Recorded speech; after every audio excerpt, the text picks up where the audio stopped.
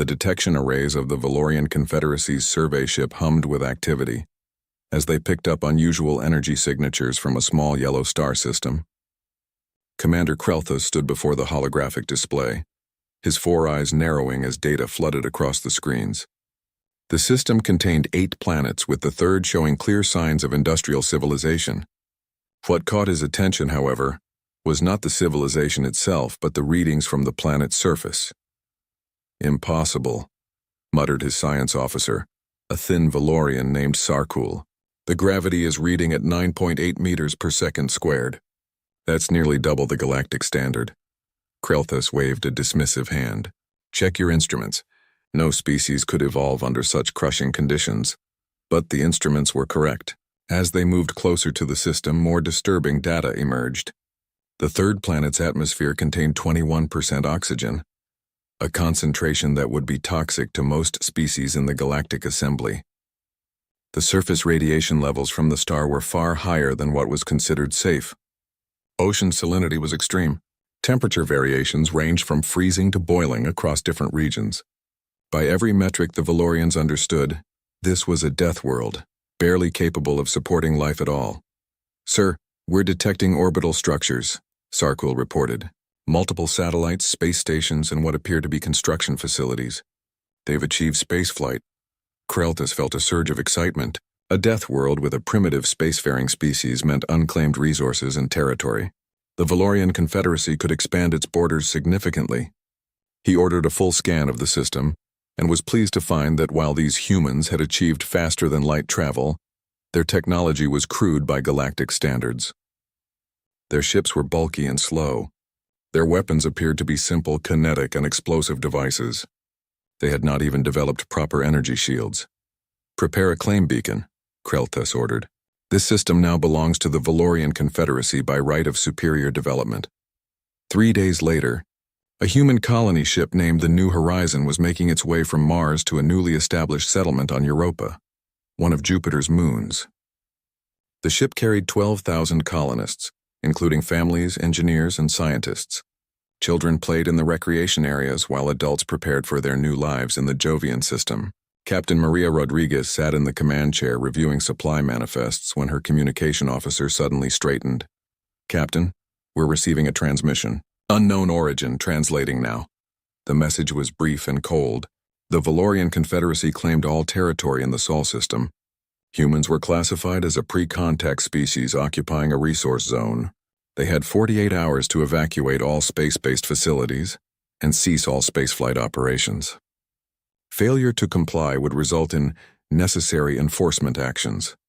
Rodriguez immediately contacted Earth's United Nations Space Command. Admiral Elena Vasquez, a woman with steel-gray hair and calm eyes that had seen 3 decades of space service, received the report with growing concern. Within hours, humanity's response was prepared. The diplomatic corps drafted a message explaining that humans had inhabited this system for thousands of years and had sovereign claim to all bodies within it. They expressed willingness to establish diplomatic relations, but firmly rejected any territorial claims by foreign powers. Krelthus read the human response with amusement. These primitives from their death world actually thought they could negotiate with a superior civilization. He decided to teach them a lesson about galactic realities. The Valorian battlecruiser Dominant moved into position near the New Horizons flight path. "Fire a warning shot across their bow," Krelthus ordered. "Show them we're serious." But the weapons officer misunderstood, or perhaps Krelthus had been unclear. The plasma bolt struck the New Horizon directly, tearing through the hull and vaporizing 3 sections of the colony ship.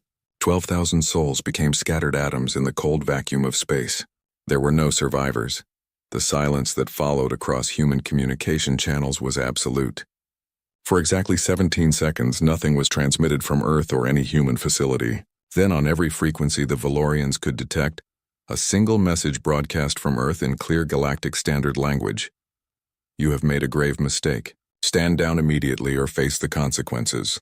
"This is your only warning," Krelthus laughed. A death world species that barely understood plasma weapons was threatening the Valorian Confederacy. He sent his report to the Valorian High Command, recommending a full military response to secure the system. Within hours, approval came back.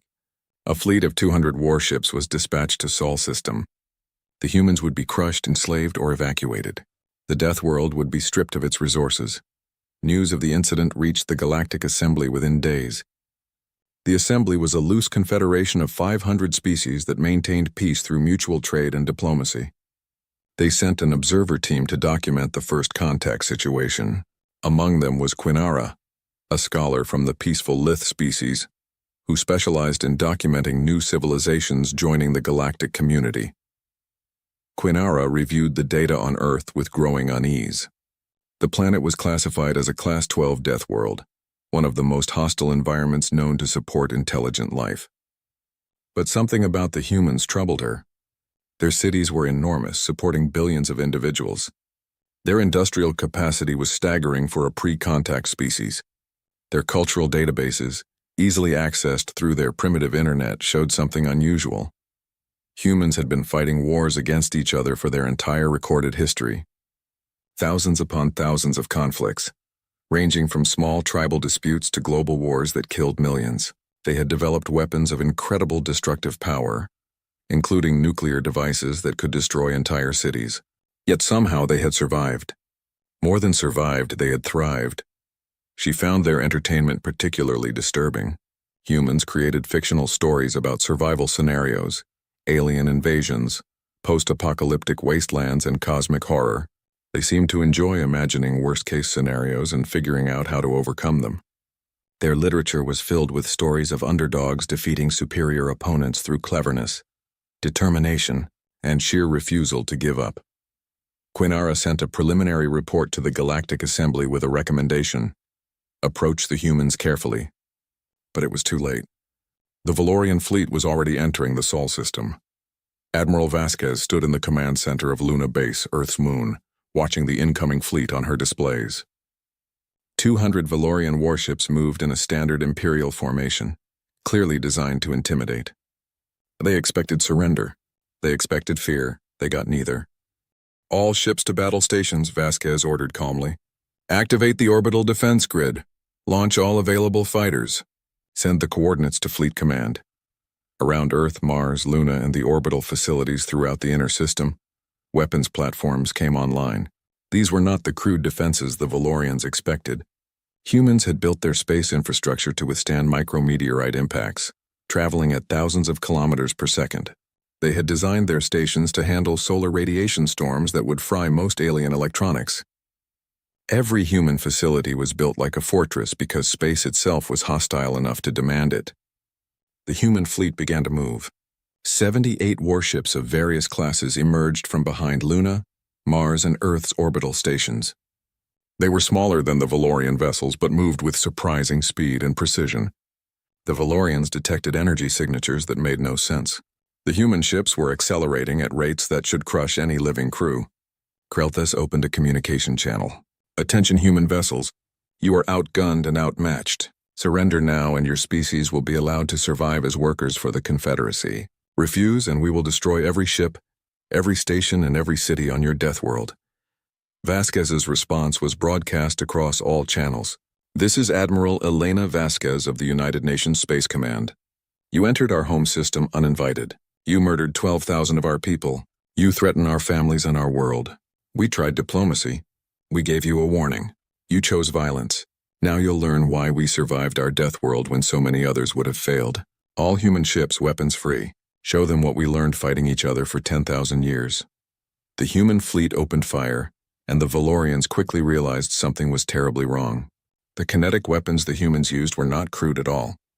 They were railguns firing projectiles at relativistic speeds, backed by targeting computers that had been refined through decades of tracking and destroying debris in Earth's crowded orbital space. The first volley tore through 3 Valorian ships before they could even raise their shields. The humans fought like nothing the Valorians had encountered. They used the gravity wells of planets to slingshot around for attack runs. They hid in radiation zones that would kill most species, but which humans had learned to navigate during solar storms. They sacrificed drones and missiles in suicide runs that would have been unthinkable in galactic warfare, where every ship represented irreplaceable resources. But most terrifying was the way human ships simply refused to stop fighting. A Valorian cruiser disabled a human destroyer, tearing off its engine section. Instead of surrendering, The human crew used their maneuvering thrusters to continue fighting, firing every weapon they had until their life support failed. Another human ship, holed in 5 places in venting atmosphere, rammed a Valorian battleship rather than retreat. The battle lasted 6 hours. When it ended, 137 Valorian ships were destroyed. 51 had been disabled and captured by human boarding parties. Only 12 had managed to escape back into faster-than-light travel. The human fleet had lost 23 ships and suffered heavy damage to 30 more, but they held the field. Quinara watched the battle recordings with her mandibles clicking in distress. The Galactic Assembly had just witnessed something unprecedented. A Deathworld species had not just defended themselves, they had devastated a military fleet from an established interstellar power, and they had done it with technology the Assembly considered primitive. She began compiling her report, but her hands trembled as she wrote. The galaxy had just discovered something terrifying. Humans were not primitive survivors barely clinging to existence on a hostile world. They were apex predators who had been forged in conditions that would kill almost any other species. They had spent millennia fighting each other in the most brutal training ground imaginable.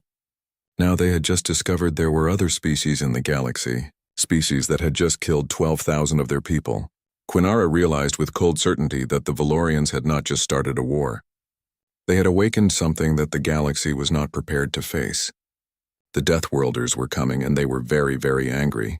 The Galactic Assembly convened an emergency session 48 hours after the Battle of Sol. Representatives from 500 species gathered in the Great Chamber on the neutral world of Tharsis Prime. The massive amphitheater buzzed with concerned voices speaking in hundreds of languages, all translated in real time by the Assembly's communication systems. At the center podium stood Ambassador Krelthas, his once proud bearing now diminished by defeat and fear.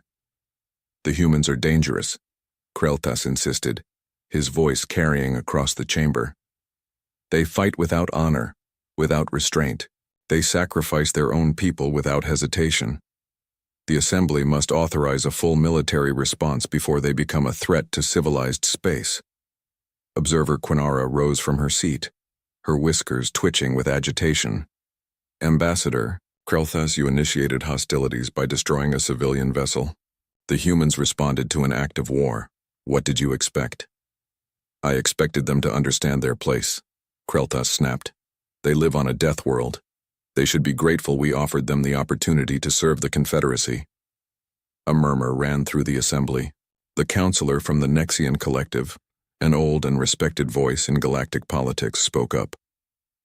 "Observer Quinara, you have studied the human world. Please share your findings with the Assembly." Quinara activated her datapad, and holographic displays appeared throughout the chamber. The first image showed Earth from space, a beautiful blue and green sphere wrapped in white clouds. It looked peaceful, inviting even. Then the data began to scroll. "Earth is classified as a Class 12 death world," Quinara began. "The gravity is 1.9 times the galactic standard. The atmosphere contains oxygen at concentrations that would be toxic to 62% of Assembly species. The surface receives significant radiation from their star. Temperature variations are extreme. Ocean salinity is high. Tectonic activity causes frequent earthquakes and volcanic eruptions. The weather systems regularly produce storms with winds exceeding 300 kilometers per hour. Images of tornadoes, hurricanes, tsunamis, and volcanic eruptions filled the displays. Many Assembly members shifted uncomfortably in their seats. "But here is what makes Earth truly unusual," Quinara continued. "Life not only exists there, it thrives. Earth hosts an estimated 8 million different species. The biodiversity is unlike anything we have encountered, and the dominant species, humans, did not simply survive these conditions. They conquered their entire planet."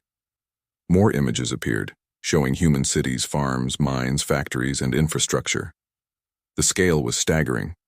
Humans had built civilizations in deserts, jungles, Arctic regions, and on every continent of their planet. They had populations in the billions. "How is this possible?" asked a representative from the Keelan species. "Our models suggest that a Class 12 death world should support small populations at best, living in carefully controlled environments." Quinara pulled up biological data on humans. The answer lies in their evolution. Humans evolved as persistence hunters on the African continent of their world. They would chase prey animals for hours, sometimes days, until the prey collapsed from exhaustion. Their bodies are designed for endurance. Their skeletal system and musculature are built to handle high gravity. Their cardiovascular system is incredibly efficient. Their immune system is aggressive and adaptable, capable of fighting off diseases that would be lethal to most species. She paused, letting that information sink in before continuing. But the most significant adaptation is their mind. Humans are problem solvers. When faced with a challenge, they innovate. When they cannot overcome an obstacle through strength, they use tools. When they cannot survive in an environment, they change the environment to suit them. And most importantly, they never give up. "Surely you exaggerate," protested a delegate from the harmonious choir species. "No species can be that adaptable." Quinara pulled up historical records from Earth's databases. Human recorded history spans approximately 10,000 years. In that time, they have fought an estimated 14,000 wars. They have developed weapons ranging from sharpened sticks to nuclear devices capable of destroying cities. They have survived ice ages, plagues, famines, and disasters that would have ended most civilizations. Yet their population has only grown. Their technology has only advanced. They have never stopped pushing forward. The chamber fell silent as assembly members processed this information. Finally, Councillor Nexian spoke. "What is your assessment, Observer? Are the humans a threat to the galaxy?" Quinara chose her words carefully. Humans are capable of extreme violence when threatened, but they are also capable of great compassion. Their culture values something they call the underdog, supporting those who are weak or oppressed. They form deep bonds not just with their own kind, but with other species. They have domesticated hundreds of animals on their world and treat them as family members. They create art, music, and literature celebrating cooperation and heroism. "So they are not a threat?" Councillor Nexian asked. "I did not say that," Quinara replied. "I said they are capable of compassion. But the Valorian Confederacy murdered 12,000 of their civilians. They threatened to destroy human cities and enslave their species. In human culture there is a saying, 'Hell hath no fury like a human protecting their family.' The Valorians have made humans very, very angry." As if to punctuate her words, alarms began sounding throughout the assembly chamber. A military aide rushed to Councillor Nexian with an urgent message. The councillor's face paled as he read it. "The human fleet has left Sol system," he announced. "They are pursuing the retreating Valorian ships. 42 human warships are currently in faster-than-light travel heading toward Valorian space." Panic erupted in the chamber. Krelthas felt his blood run cold. The humans were not content with defending their home. They were taking the war to the Valorians. Admiral Vasquez stood on the bridge of the UNSV Retribution, humanity's newest and most powerful warship. Around her, the bridge crew worked with quiet efficiency, monitoring systems and tracking their targets. They had been in faster-than-light travel for 6 days, following the trail of the fleeing Valorian ships. "Admiral, we're approaching the edge of Valorian space," reported her navigation officer. "ETA to the nearest Valorian colony is 4 hours. Vasquez nodded. She had spent those 6 days preparing her fleet and her arguments. She knew what was coming next, and she needed to be ready for it. Sure enough, a communication request came in from the Galactic Assembly. Councillor Nexian's face appeared on the main display. "Admiral Vasquez, on behalf of the Galactic Assembly, I must request that you halt your advance immediately. The Assembly is prepared to mediate this conflict peacefully." "With respect, Councillor, the time for mediation passed when the Valorians destroyed the New Horizon," Vasquez replied calmly. "They were given a warning. They chose to escalate. Now they will face the consequences of their actions. Admiral, please understand that military action against an Assembly member species could result in sanctions, trade restrictions, or even military intervention against Earth." Vasquez smiled, but it did not reach her eyes. "Counselor, let me explain something about humans. We spent 10,000 years fighting each other. We know war. We understand violence. We are very, very good at it. But we also understand that there must be consequences for actions. The Valorians committed an act of war. They murdered our people. If the Galactic Assembly will not hold them accountable, then we will. You cannot defeat the entire galaxy, Admiral. Perhaps not, Vasquez agreed. But we can make the cost of fighting us so high that no one will want to try. The Valorians thought we were weak because we come from a death world. They thought we would be easy prey. They were wrong. We will make sure that every species in the galaxy understands that message clearly. The communication ended. Vasquez turned to her crew. Prepare for combat operations. We are not here to conquer. We are not here to destroy. We are here to deliver a message. Humanity will defend itself, and there will be a price for attacking us. The human fleet dropped out of faster-than-light travel at the edge of the Valorian colony world of Carthax. The planet hosted 3 million Valorians and served as a major industrial center. The Valorian defense fleet, numbering 37 ships, moved to intercept the humans. What followed shocked military observers throughout the galaxy. The human ships moved with a precision and speed that seemed impossible. They accelerated at 12 gravities, a force that would crush most alien species. They used maneuvers that defied conventional tactics, spinning their ships to bring weapons to bear in ways that should have disoriented any crew. The Valorian commander quickly realized that the human ships were not carrying large crews. Most of the vessels were heavily automated, with small teams of highly trained operators managing complex systems. This meant the ships could pull maneuvers that would kill a conventional crew. It also meant the humans could risk their ships in ways no other species would consider acceptable. A human frigate, pursued by 3 Valorian destroyers, suddenly reversed its thrust and spun 180 degrees while still moving forward. The maneuver, called a Crazy Ivan by human crews, allowed the frigate to fire all forward weapons at the pursuing ships while maintaining its escape velocity. 2 Valorian destroyers were crippled before they could adjust to the unexpected tactic. But the battle took a dark turn when a Valorian missile struck a human destroyer. The ship's hull was breached in multiple locations, and life support failed in 3 sections. Galactic military doctrine said the ship should surrender or retreat.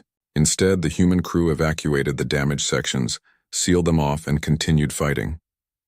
They operated in suits designed to protect them from the vacuum of space, the radiation of nearby stars, and the extreme accelerations of combat maneuvers. "This is insane," breathed the Valorian commander as he watched a human ship with half its hull missing still firing weapons. Why won't they stop? His tactical officer had no answer. The humans fought with a determination that bordered on fanatical. Ships that should have been abandoned continued to fight. Crews that should have been dead or unconscious from their injuries kept operating their weapons. It was as if the humans simply refused to accept defeat. The battle ended after 4 hours. 31 Valorian ships were destroyed or captured. 6 escaped to call for reinforcements. The human fleet had lost 8 ships and suffered damage to 17 more. But they held the orbital space above Carthax. Admiral Vasquez broadcast a message to the planet's surface. "People of Carthax, we are not here to harm civilians. We are here to deliver a message to your government. War has consequences. Your leaders chose to start this conflict. We will end it. Evacuate all military installations on the surface. You have 6 hours." True to her word, Vasquez waited the full 6 hours. Then human ships began firing kinetic bombardment weapons, railgun slugs that struck with the force of nuclear weapons, but without the radiation. Every military base, every shipyard, every weapons factory on Carthax was systematically destroyed. But not a single civilian structure was touched. The humans proved they could be precise in their violence. News of the attack spread through the Valorian Confederacy like wildfire. The humans were not just defending their home. They were waging a war of retribution, and they were very good at it. The Valorian High Command called for help from their allies. The Kreth Hegemony and the Zoltan Compact, 2 powerful military alliances, agreed to join the war against humanity. Quinara watched the reports with growing dread. The humans had just proven they could fight and win against superior numbers. Now they would face a coalition of 47 species. She feared that the galaxy was about to learn a very painful lesson about what happens when you threaten a species from a death world. The humans were not primitive. They were not weak. They were apex predators, and they had just shown their teeth. The war room on the Kreth Hegemony flagship Inevitable Victory was filled with military commanders from 47 different species. They represented the largest military coalition ever assembled in galactic history, brought together by the urgent threat of humanity. Supreme Commander Zathrek, a veteran Kreth warrior with scales darkened by age and battle, studied the holographic display showing the current positions of all forces. The humans have 17 colony worlds and outposts beyond their home system, Zathrek stated, his voice a deep rumble that commanded respect. We will strike at these vulnerable targets simultaneously. They cannot defend all of them at once. When they scatter their fleet to protect their colonies, we will crush them in detail. His second-in-command, a Zoltan strategist named Velshara, raised a tentacle in concern. Supreme Commander, our intelligence suggests the humans are more formidable than initially assessed. Perhaps we should attempt negotiation first. Zathrek's laugh was harsh. The Valorians thought the same after their first defeat. Look where diplomacy got them. The humans destroyed Carthax's military infrastructure in a single day. No, we will show them the might of a true galactic power. We have 3,000 ships at our command. They have perhaps 200 vessels total. The mathematics are simple. What Zathrek did not understand was that humans had never fought wars based on simple mathematics. On Earth, outnumbered forces had won countless battles through superior tactics, determination, and a willingness to take risks that others considered madness. The Spartans at Thermopylae, the Vietnamese in the jungle, the Finns against the Soviets. History had taught humanity that numbers were not everything. The coalition fleet split into 47 strike groups, each targeting a different human outpost. The attack was coordinated to begin simultaneously across hundreds of light-years of space. It was a masterpiece of military logistics and timing. It should have been humanity's end. Admiral Vasquez received the warning from her deep space reconnaissance drones 30 minutes before the attack began. 30 minutes was not much time, but for a species that had learned to make split-second decisions in the chaos of Death World survival, it was enough. All colonies implement Protocol Alamo, Vasquez ordered calmly. All civilian personnel to the shelters. All military assets to defensive positions, and activate the packages. Protocol Alamo was humanity's contingency plan for exactly this scenario. Every human colony had been built with defense in mind. The structures were underground or heavily shielded. The defensive weapons were automated and could be controlled remotely. And most importantly, the colonies did not need large human populations to operate their defenses. The packages were something special. For 6 months, human engineers had been secretly deploying autonomous defensive platforms throughout their territory. Small, stealthy, and powered by fusion reactors, each package contained a railgun and enough ammunition to engage multiple targets. There were thousands of them, scattered across the human sphere of influence like invisible mines waiting to be activated. The first coalition strike group arrived at the human colony on Proxima Centauri. They found the colony's orbital stations dark and apparently abandoned. Confident that the humans had evacuated, the coalition ships moved into bombardment range. That was when the packages activated. Railgun rounds tore through space at relativistic speeds. The coalition ships' shields, designed to stop energy weapons and conventional missiles, were useless against solid projectiles moving at a significant fraction of light speed. 3 ships were destroyed in the opening seconds. The others scattered, trying to identify the source of the attack. But the packages were small, cold, and stealthy. The coalition sensors could not lock onto them. Meanwhile, the human colony's automated defenses came online. Missile batteries, laser arrays, and kinetic weapons all firing under the control of advanced artificial intelligence, systems that could process tactical data faster than any organic mind. The battle was repeated across all 47 target systems. The coalition had numbers, but the humans had prepared their territory like a fortress. Every colony was a trap. Every approach vector was covered by overlapping fields of fire. The coalition lost 300 ships in the first wave of attacks and gained control of exactly 0 human colonies. Supreme Commander Zathrek stared at the casualty reports in disbelief. How is this possible? Where are the human ships? Where are their crews? His intelligence officer, a nervous Killian named Sareth, pulled up the data. Sir, it appears the humans use extensive automation in their military systems. Many of their defensive installations require minimal crew. They also employ artificial intelligence in ways that violate galactic convention. Artificial intelligence? Zathrek's scales rippled with concern. AI was considered dangerous by most galactic civilizations. Machines making life and death decisions without organic oversight was seen as unethical and risky. The humans do not share our concerns, Sareth replied. They have been working alongside intelligent machines for decades. They trust their AI partners to make tactical decisions at speeds no organic mind can match. Zathrek realized he had underestimated the humans yet again, but he was a warrior of the old school, and he believed in the power of personal combat. Very well. If the humans hide behind machines and automation, we will bring the battle to them directly. Order the fleet to the human home system. We will lay siege to Earth itself and force them to surrender. The human response was not what the coalition expected. Rather than fortifying Earth and waiting for the siege, the human fleet went on the offensive. 200 human warships, along with 400 automated combat drones, struck at the coalition supply lines and communication relays. They hit fuel depots, repair stations, and troop transports. They avoided direct fleet engagements and instead waged a campaign of raids and ambushes that stretched the coalition forces thin. This is not how civilized warfare is conducted, complained Commander Velshara as another supply convoy was destroyed by a human hit-and-run attack.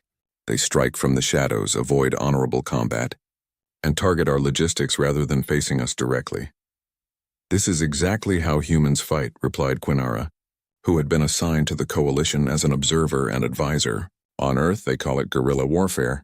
They use these tactics against each other for thousands of years. They are very good at it. Then how do we stop them? Velshara demanded. You cannot, Quinara said quietly, not without taking unacceptable casualties. The humans are fighting for their survival. They will use every advantage, exploit every weakness, and never stop adapting their tactics. You are facing a species that evolved to be the apex predator on a death world. Everything about them is designed for survival and victory. The turning point came at the Battle of the Belt. The coalition fleet, numbering 800 ships, moved toward Earth through the asteroid belt between Mars and Jupiter. It was standard military procedure to move through the belt carefully, as the asteroids posed collision hazards. The humans used this to their advantage. Admiral Vasquez had positioned her fleet within the belt, using the asteroids as cover and concealment. She also had rigged dozens of asteroids with fusion charges, turning them into improvised mines. When the coalition fleet entered the belt, the humans struck from 3 directions simultaneously. The battle was chaos. Coalition ships collided with asteroids that had been nudged into their flight paths. Fusion charges detonated, sending rock fragments scattering like shrapnel. Human ships appeared from behind asteroids, fired their weapons, and disappeared again before return fire could be coordinated. The automated drones moved with suicidal aggression, ramming coalition ships that were already damaged.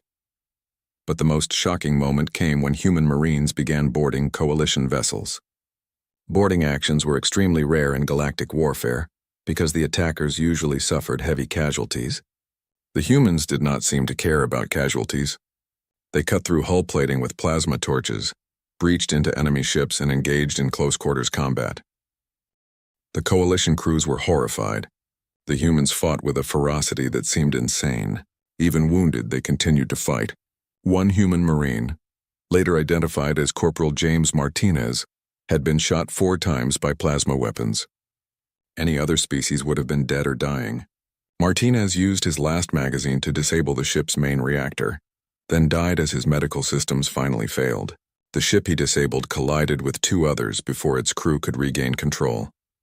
They do not know when to quit, whispered a Zoltan crew member as he watched footage of human boarders fighting through his ship. They do not stop until they win or they die. This realization spread through the coalition forces like a virus. The humans were not playing by the rules of civilized warfare. They were playing to win, and they brought to space the same ruthless survival instinct that had allowed them to dominate Earth. They used tactics that other species considered dishonorable, risky, or insane. They took casualties that would have broken the morale of any other military force. And they kept coming. The Battle of the Belt ended after 9 hours of continuous combat. The coalition lost 437 ships. The human fleet lost 62 ships and 41 automated drones. More importantly, the coalition's advance on Earth had been stopped. The survivors retreated to regroup and resupply. Supreme Commander Zathrek convened an emergency meeting of coalition leadership. The faces on the communication screen showed fear, doubt, and growing dissent. Several member species were already discussing withdrawal from the coalition. We cannot continue this war, stated the representative from the Peaceful Collective, a species that had joined the coalition reluctantly. The humans have demonstrated they will fight to the last person. The cost in lives and resources is too high. If we withdraw now, we show weakness, Zathrek argued. Every minor species in the galaxy will think they can challenge established powers. The humans are not a minor species, countered another voice. They are a major threat, perhaps the greatest military force we have encountered, and we awakened that threat through our own aggression. Quinara watched the coalition fragment from within. She had been compiling data on human warfare, psychology, and culture. What she had learned terrified her. The humans had spent their entire evolutionary history fighting for survival against their own planet, against diseases, against predators, and against each other. They had developed a mindset that refused to accept defeat. They had technology that prioritized function over elegance. They had tactics that prioritized victory over honor. But she had also learned something else. Humans valued loyalty, compassion, and cooperation. They formed bonds with allies that were stronger than most species could understand. They mourned their dead and celebrated their heroes. They created art and music that expressed both their capacity for violence and their yearning for peace. The key to ending this war, Quinara realized, was not in defeating the humans militarily. It was in understanding what they truly wanted, and what they wanted was simple: justice for their dead, security for their families, and respect from the galaxy. The question was whether the coalition would realize this before the humans destroyed them completely. Because one thing had become absolutely clear to everyone watching this conflict: humanity was not going to stop fighting until they achieved their goals, or until they were extinct. And based on everything Quinara had seen, extinction was not something humans accepted easily. The Galactic Intelligence Council met in secret on a hidden station far from the war zone. Representatives from neutral species had gathered to compile what they were calling the Death World Dossier, a comprehensive analysis of humanity that would be distributed to all assembly members. The goal was simple: understand the humans before more species made the fatal mistake of underestimating them. Director Quan Lib of the Nexian Intelligence Service opened the session. His species had been gathering intelligence for 3,000 years, and he had never encountered a challenge quite like this. We have been analyzing human culture, biology, psychology, and military doctrine for 6 months. What we have discovered is both fascinating and deeply concerning. I will begin with the fundamentals. A holographic display activated showing a rotating image of a human. Humans are bipedal mammals from a Class 12 death world. Adult males average 75 kilograms, females 60 kilograms. This may seem small by galactic standards, but what matters is the density. Human bones are designed to support nearly twice standard gravity. Their muscle tissue is packed with mitochondria for endurance. Their cardiovascular system can operate efficiently at extreme altitudes underwater and in variable gravity environments. The display zoomed in on a human heart. The human heart is a remarkable organ. It beats approximately 100,000 times per day and can pump blood efficiently even when the body is under extreme stress. Humans can survive blood loss that would kill most species. They can continue functioning with injuries that would incapacitate others. In one documented case during their own wars, a human soldier had his leg severed by an explosive device. He applied a tourniquet to stop the bleeding and continued fighting for another 47 minutes before receiving medical attention. Murmurs of disbelief rippled through the assembled intelligence officers. Quinlib continued. But the physical adaptations are only the beginning. The human immune system is perhaps their most impressive feature. Earth is home to countless diseases, parasites, and pathogens. Humans evolved an aggressive immune response that can adapt to new threats rapidly. They routinely survive illnesses that would be lethal to most assembly species.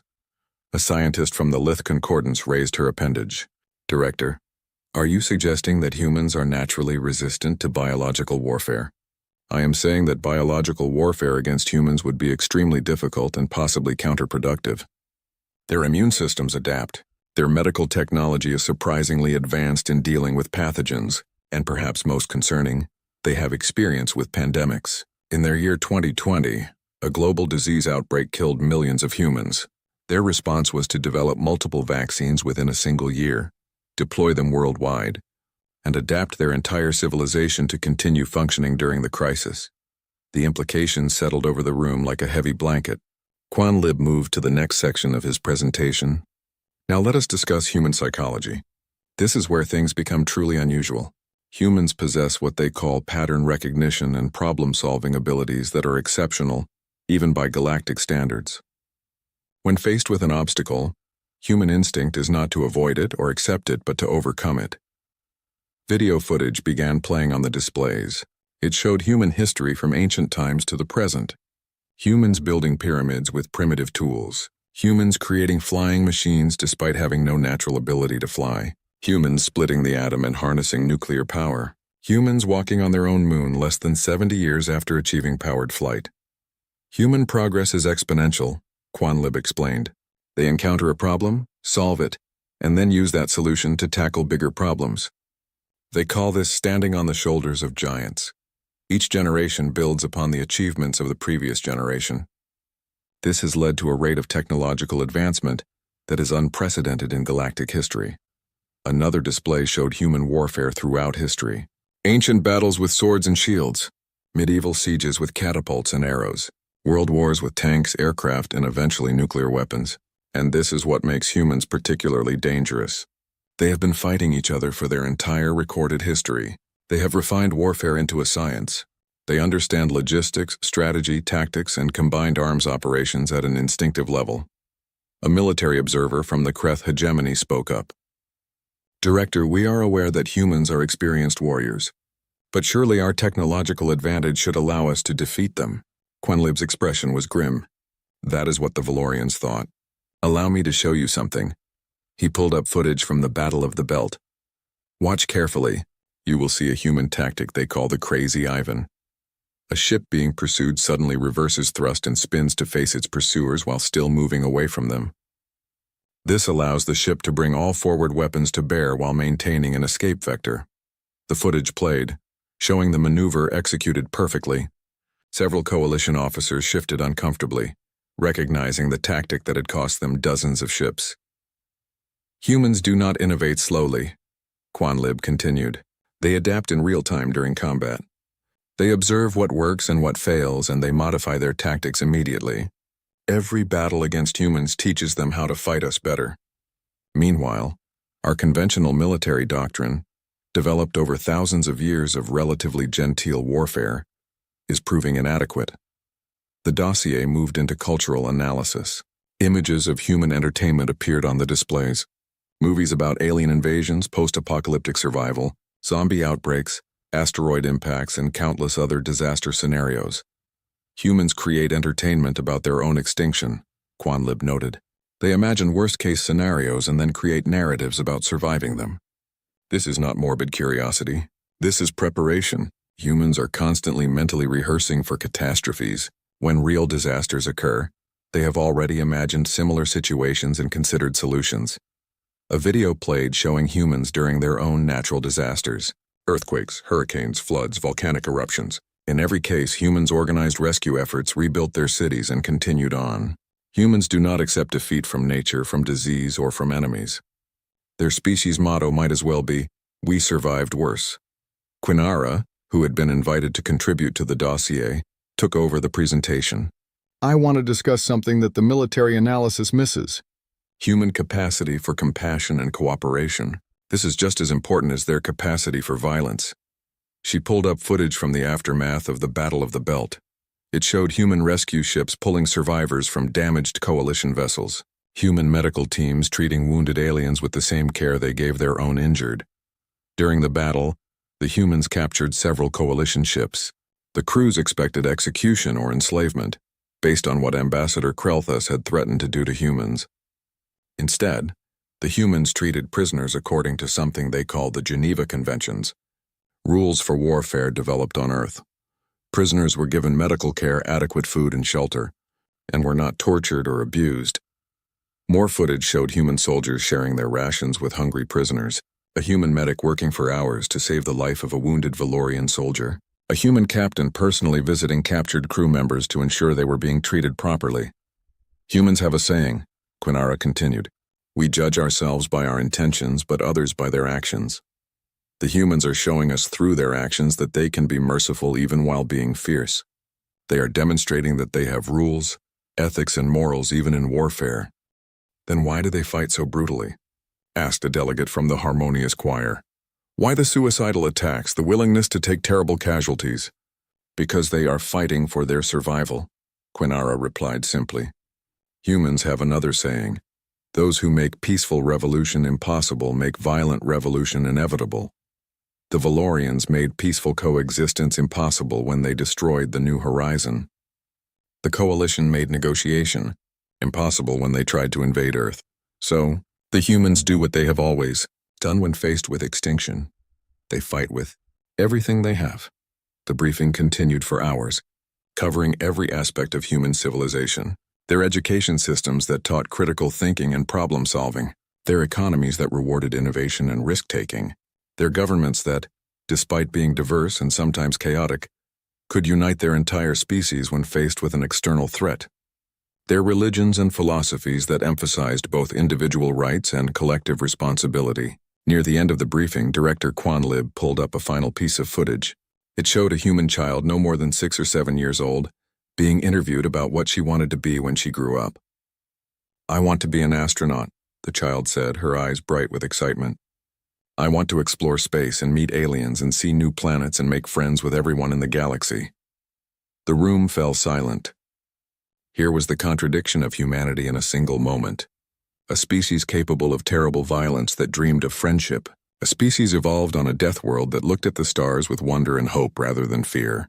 Humanity is what happens when evolution forges a species in the worst possible environment, and that species refuses to be defeated, Quanlib concluded. They are warriors because they had to be. They are innovators because they had no choice. They are persistent because giving up meant extinction. But they are also dreamers, artists, explorers, and friends. They are capable of great evil and great good. The question facing the galaxy is simple. Which side of humanity do we want to see? The Death World dossier was distributed to all assembly members within 48 hours. Its impact was immediate and profound. Several species that had been considering joining the coalition against humanity immediately withdrew. Others began calling for peace negotiations. The mathematical reality was becoming clear. The cost of defeating humanity would be measured in millions of lives and thousands of ships. And even if the coalition won, they would face a species that would never stop fighting, never stop resisting, and never forget what had been done to them. In the Valorian High Command Center, Ambassador Krelthus read the dossier with shaking hands. He had started this war with a single arrogant decision to claim the Sol system. He had dismissed humans as primitives from a death world. Now he understood the magnitude of his error. Death worlds did not produce weak species. They produced survivors. They produced fighters. They produced apex predators who had learned to cooperate with each other, because that was the only way to survive. Krelthus made a decision. He contacted the Galactic Assembly and requested an emergency meeting. It was time to end this war before humanity showed the galaxy just how far apex predators could go when their families were threatened. Because the dossier had made one thing absolutely clear. If the galaxy wanted to see the true fury of humanity unleashed, if they wanted to see what Death World survivors could do when they stopped holding back, then they should continue this war. But if they wanted peace, if they wanted to see the other side of humanity, the side that dreamed of friendship and cooperation, then now was the time to negotiate, before it was too late for everyone involved. The ceasefire began at midnight Galactic Standard Time. Across hundreds of light years, human and coalition forces stopped shooting at each other by mutual agreement. The silence was strange after months of constant warfare. In the vacuum of space, ships that had been trying to destroy each other now maintained careful distances, weapons powered down but crews still at battle stations. Trust would not come easily. Admiral Elena Vasquez stood on the observation deck of the UNSV Retribution, looking out at the stars. Behind her, the door opened quietly. She did not turn around, but she knew who it was. Fleet Captain James Chen, her second-in-command, approached and stood beside her. "The Assembly has chosen Tharsis Prime as the location for peace talks," Chen reported. "They want you to lead the human delegation." "Of course they do," Vasquez replied. "They want the person who won the battles to be the one who makes the peace. It makes for better optics. Will you go?"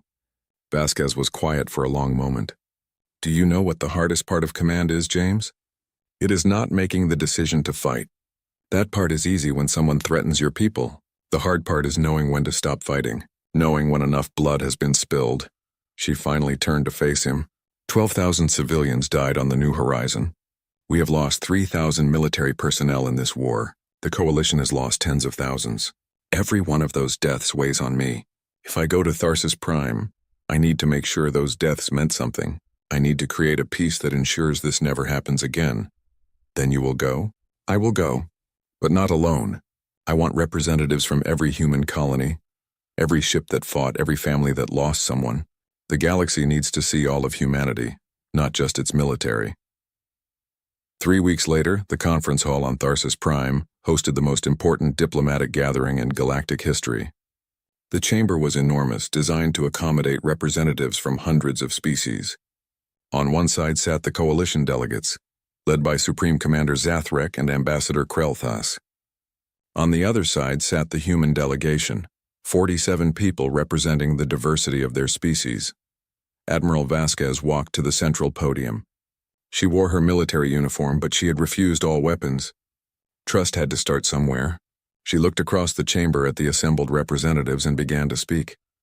6 months ago, the Valorian Confederacy destroyed a human colony ship and killed 12,000 of our people. They did this because they believed we were weak. They believed that coming from a death world meant we were primitive, easy to conquer, and unworthy of respect. They were wrong about everything except one thing. We do come from a death world. She activated a holographic display showing Earth in all its beautiful, terrible glory. Hurricanes swirled over oceans. Volcanoes erupted.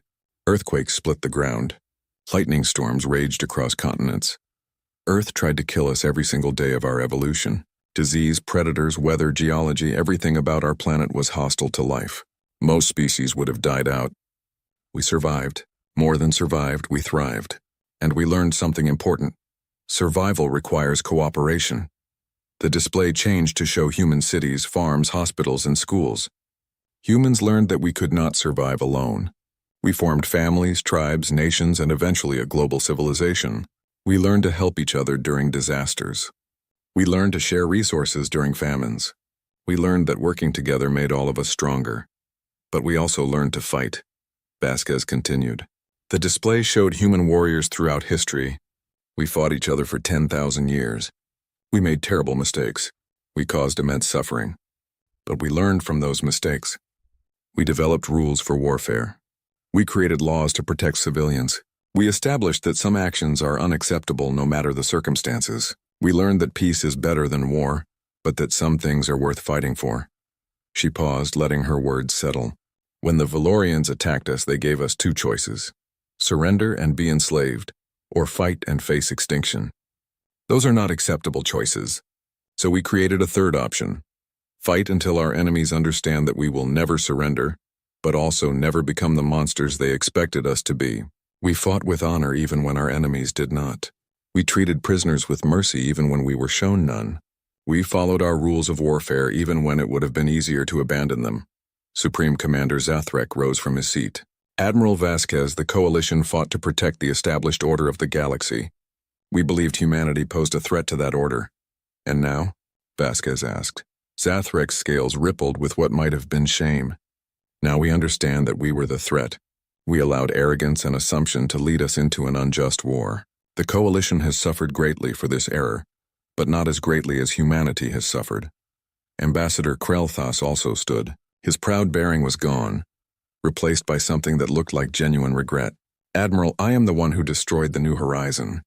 I made the decision that started this war. I dismissed your people as primitives. I was wrong. I have watched recordings of your species for months now. I have studied your culture, your history, your values. I understand now what I could not understand before. Humanity is not primitive. You are young, but you are not primitive. You are fierce, but you are not mindless. You are warriors, but you are also dreamers. He gestured to the assembled Coalition delegates. We ask for peace, Admiral Vasquez. Not because we fear your military, though we have learned to respect it greatly. We ask for peace because we have learned that there is more to strength than the ability to destroy. You have shown mercy when you could have shown cruelty. You have followed rules when you could have abandoned them. You have treated our wounded and imprisoned with care when you could have left them to die. These actions speak of a civilization worthy of respect. Vasquez nodded slowly. Then let us discuss the terms of peace. First, all species involved in the attack on the New Horizon will pay reparations to the families of those killed. Second, the Valorian Confederacy will cede territory equal to what they attempted to claim from humanity. Third, all prisoners will be returned unharmed. Fourth, the Galactic Assembly will formally recognize human sovereignty over the Sol system and all our established colonies. Fifth, humanity will be granted full membership in the Galactic Assembly with all rights and responsibilities that entails. Those terms seem reasonable, Councillor Nexian said from his position as mediator. Does the coalition agree? There was discussion among the coalition delegates, but ultimately Zathrek responded. We agree to these terms. Good, Vasquez said. But there is one more term. This one is not negotiable. The galaxy will establish a new protocol for first contact situations. No species will be enslaved, conquered, or destroyed simply because they are less technologically advanced. No Death World species will be dismissed as primitive. Every civilization will be given the opportunity for peaceful first contact and fair negotiation. If any species violates this protocol, humanity will respond. That sounds like a threat, Admiral, noted a delegate from the Zoltan Compact. It is a promise, Vasquez replied. Humanity has learned what it means to be threatened with extinction for no reason other than existing. We will not allow that to happen to others. If that makes us the galaxy's peacekeepers, so be it. If that makes us the defenders of underdogs and the weak, we accept that role gladly. We have been the underdog. We know what it feels like to face impossible odds. We will stand with anyone who faces similar circumstances. The chamber was silent. Then slowly Observer Quinara began to applaud. The sound was strange, her appendages creating a clicking rhythm, but others joined in. Within moments, the entire chamber was filled with the sounds of hundreds of species showing approval, in their own unique ways. The Treaty of Titan, named for the moon where the final version was signed, became the foundation for a new era in galactic relations. The terms Vasquez had demanded were accepted, along with dozens of additional provisions worked out over the following weeks. The Galactic Assembly underwent major reforms, including the creation of a first contact protocol that protected developing civilizations. Humanity was granted not just membership in the Assembly, but a special status. They were designated as apex mediators, tasked with resolving conflicts and protecting species that could not protect themselves. It was a role that fit human psychology perfectly. They had evolved as pack animals that protected their families. Now their pack extended across the galaxy. 3 years after the treaty was signed, the galaxy had changed dramatically. Human merchant ships traveled to every corner of known space, trading goods and ideas. Human engineers helped less developed species improve their technology. Human doctors shared their advanced medical knowledge, saving countless lives from diseases that had once been untreatable. Human artists, musicians, and storytellers exchanged culture with alien civilizations, creating a renaissance of creativity. But perhaps the most significant change was in military doctrine. The Galactic Assembly had established a joint defense force, and humans made up a significant portion of its leadership. Human tactics and strategies were studied at military academies throughout the galaxy. The old conventions of warfare, designed for civilized species fighting over resources and territory, had been replaced by more practical doctrines influenced by 10,000 years of human military experience. Former enemies became allies and even friends. Valorian engineers worked alongside human scientists to develop new propulsion systems. Kreth warriors trained with human marines, learning close-quarters combat techniques while teaching humans about advanced shield technology. Zoltan diplomats and human negotiators formed teams that successfully mediated conflicts across dozens of systems. On Earth, a memorial had been built for those who died on the New Horizon. It was a simple structure of white stone overlooking the ocean, with 12,000 names carved into its surface. Once a year on the anniversary of the attack, representatives from every species in the galaxy came to lay flowers, crystals, energy offerings, or whatever their culture considered appropriate for honoring the dead. Admiral Vasquez, now retired from active military service but serving as Earth's ambassador to the Galactic Assembly, attended every memorial service.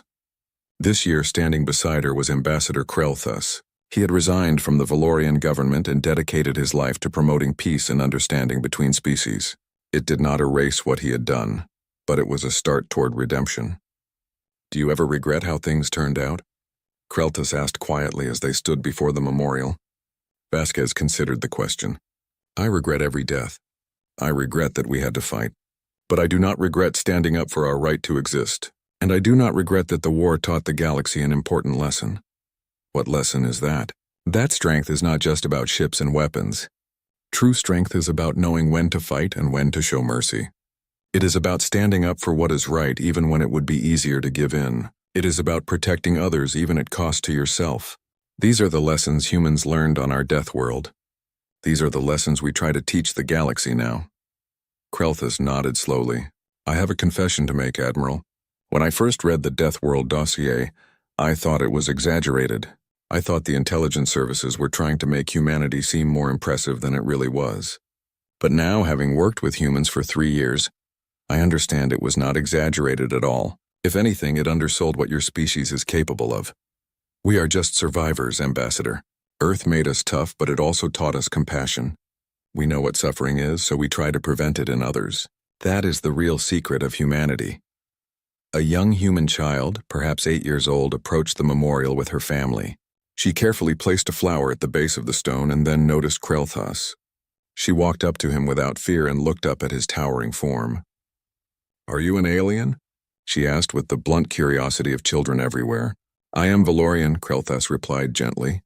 And yes, I suppose to you I am alien. Cool. I want to be an astronaut when I grow up and meet aliens and see new worlds. Have you been to lots of planets? I have, Krelthus said. And I think you will make an excellent astronaut. The child smiled and ran back to her family. Vasquez watched the exchange with a slight smile. That is humanity's future, Ambassador. Children who look at the galaxy with wonder instead of fear. Children who want to explore and make friends instead of conquer and destroy. That is what we fought for. Then the war was worth it? No war is worth it, Vasquez replied. But sometimes war is necessary to create the possibility of peace. Our job now is to make sure that peace lasts. To make sure that child grows up in a galaxy where she can explore and make friends without fear. High above Earth, at the point where the new horizon had been destroyed, a monument floated in orbit.